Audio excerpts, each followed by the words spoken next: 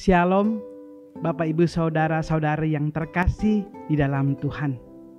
Apapun yang terjadi di dalam kehidupan kita, kiranya kita senantiasa hidup sesuai dengan isi hati dan perkenanan Tuhan. Kita senantiasa hidup di dalam shalom dan sukacita darinya. Untuk itu, mari kita terus merenungkan firman-Nya yang senantiasa menegur, mengajar, mengingatkan dan menguatkan kita. Sebelum kita sama-sama merenungkan firman-Nya, mari kita terlebih dahulu berdoa. Bapa yang baik, kami bersyukur untuk kesempatan yang Kau berikan kepada kami hari ini untuk boleh menikmati kehidupan ini dan juga boleh mendengarkan sapaan-Mu. Tuhan, kiranya Engkau memenuhi hati kami sehingga kami boleh mengerti apa yang Engkau mau bicarakan dan sampaikan kepada kami. Di dalam nama Tuhan Yesus kami berdoa. Amin. Ketika hidup seseorang sedang berbeban berat, sedang tidak baik-baik saja, seseorang akan mencari sebuah tempat pelampiasan ataupun pelarian. Namun sayangnya banyak yang mencari hal demikian di tempat yang salah, yang fana dan tidak kekal, yang justru bukan membuatnya menjadi lebih baik, tetapi lebih buruk. Banyak yang mencari jalan keluar pintas untuk segala masalah yang sedang ia hadapi dan mengandalkan kekuatannya sendiri, yang kemudian berujung pada kekecewaan dan keputusasaan. Bagaimana dengan kita? Jika sedang diliputi pergumulan dan berbagai hal yang tidak menentu, apa yang akan kita lakukan dan kemanakah kita akan pergi? Mengenai beban berat dan segala permasalahan hidup yang dihadapi manusia, Tuhan Yesus mengatakan di dalam Matius 11 ayat 28 sampai 29. Marilah kepadaku semua yang letih lesu dan berbeban berat, aku akan memberi kelegaan kepadamu.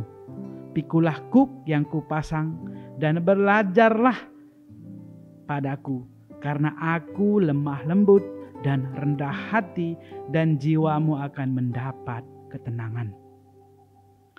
Di sini Tuhan Yesus mengingatkan dan menegaskan kembali kepada setiap kita bahwa apapun yang terjadi di dalam hidup ini, kita mesti datang dan mencarinya terlebih dahulu, bukan mencari yang lain.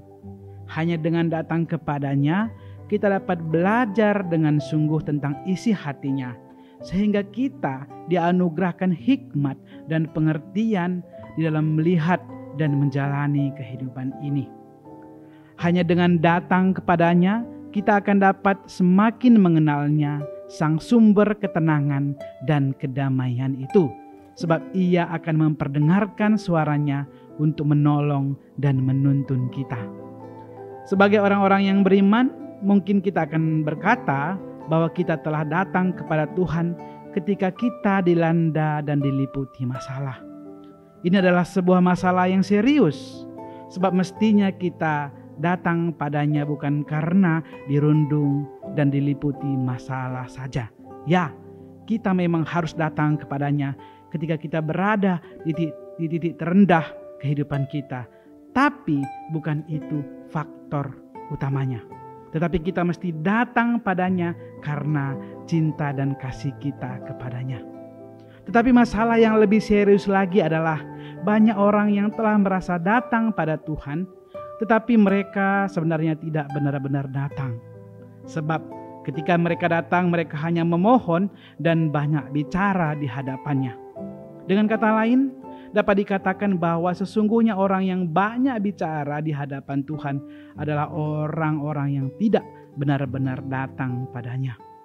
Ataupun dapat disebut sebagai orang-orang yang datang padanya, tapi tidak dengan sungguh-sungguh, alias sebagai tempat pelarian saja. Mengenai hal ini, seorang pujangga Kristen yang terkenal itu, Khalil Gibran, mengatakan, "Kamu banyak berbicara sebagai bentuk pelarian dan untuk mengisi waktu."